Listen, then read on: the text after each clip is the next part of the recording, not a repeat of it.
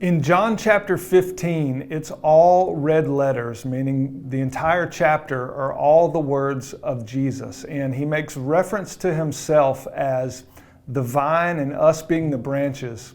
I remember John chapter 15, verse 5 was the first verse I ever memorized from the Bible. And it says this, Jesus said, "I am the vine, you are the branches. If a man remains in me and I in him, he will bear much fruit. But apart from me, he can do nothing." And so the reference is God is the gardener, Jesus is the vine, and we are the branches. And to bear much fruit, we must abide in him. And so that's the original word in the Greek is abide, or it means to reside, and meaning the more we reside in him, the more he will reside in us.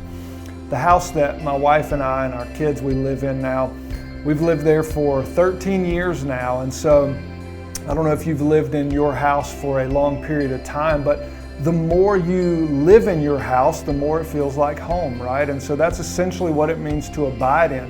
The more we abide in Jesus, the more he abides in us. The more we abide in our home, the more it abides in us and the more it feels like home. And so to bear much fruit in our lives spiritually, we must remain in Christ. And the more we abide in Christ, the more we reside in Christ, the more he resides in us. And so as we live our lives as God has called us to live from John chapter 15, that is how we bear much fruit. We bear much fruit spiritually in our lives and for other people in their lives by abiding in Christ. So as you read John chapter 15 today, be blessed and be encouraged and know that the more you abide in Christ today, the more he's going to abide in you and the more fruit you'll bear.